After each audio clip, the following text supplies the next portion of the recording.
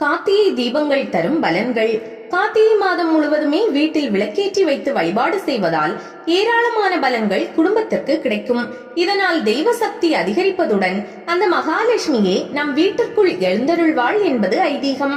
வெள்ளி, தங்கம், பஞ்சலோகம் என எந்த விளக்கையும் ஏற்றலாம். ஆனாலும் மண்ணில் செய்யப்பட்ட அகல் விளக்கில் தீபம் ஏற்றுவது கூடுதல் மகிமையாகும்.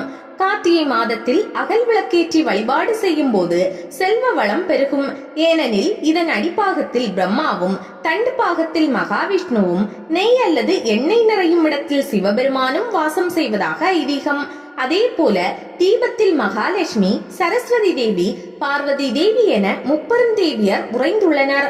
தீபம் ஏற்றும் போது சூரிய உதயத்திற்கு முன்பாகவே ஏற்றிவிட வேண்டும்.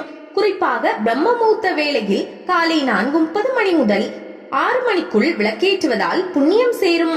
மாலை வேளைகளில் 6 மணிக்கு வீட்டின் வாசலில் 2 அகல் விளக்குகளை ஏற்றுவதால் குடும்பத்திற்கு புண்ணியம் கிடைக்கும். முன்வினை பாவங்களும் நீங்கும், திருமண தடைகளும் விலகிவிடும். கார்த்திகை மாதங்களில் தீபங்களின் எண்ணிக்கையையும் கணக்கில் கொள்ள வேண்டும்.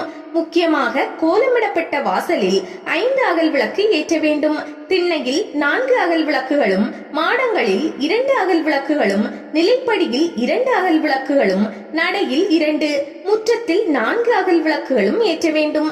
தினமும் விளக்கேற்ற முடியாவிட்டாலும் துவாதசி, சதுர்த்தசி, பௌர்ணமி ஆகிய இந்த 3 தினங்களிலாவது கண்டிப்பாக தீபமேற்றி வழிபட வேண்டும். விளக்கேற்றும் போது ஒரு முகம் ஏற்றினால் நினைத்த செயல்கள் நடக்கும் என்பார்கள். 2 முகம் ஏற்றினால் குடும்ப ஒற்றுமை கிட்டும். 3 முகம் ஏற்றினால் புத்திர தோஷம் நீங்கும்.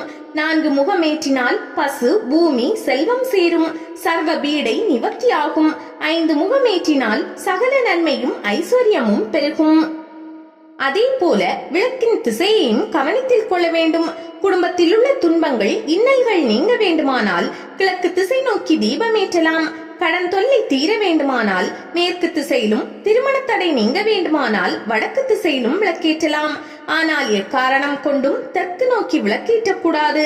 திரு கார்த்திகை தினமன்று வீட்டு முற்றத்தில் 4, சமையல் அறையில் 1, நடையில் 2, பின்கட்டில் 4, திண்ணையில் 4, மாடக்குழியில் 2, நிலைப்படியில் 2, சாமி படத்திற்கு கீழே 2, வெளியே யமதீபம் 1, கோலமிடும் இடத்தில் 5 என மொத்தம் 27 விளக்குகள் ஏற்றப்பட வேண்டும். இந்த 27 விளக்குகள் என்பது நட்சத்திரங்களை குறிப்பதாகும். கார்த்திகை மாதத்தின் 30 நாட்களிலும் அதிகாலையில் நீராடி சிவவிஷ்ணு பூஜைகள் மற்றும் தீபதானம் செய்து வீட்டின் எல்லா இடங்களிலும் தீபங்களை வரிசையாக ஏற்றி வைத்து வழிபட்டால் குறைவற்ற மகிழ்ச்சி உண்டாகும் என்று புராணங்கள் கூறுகின்றன.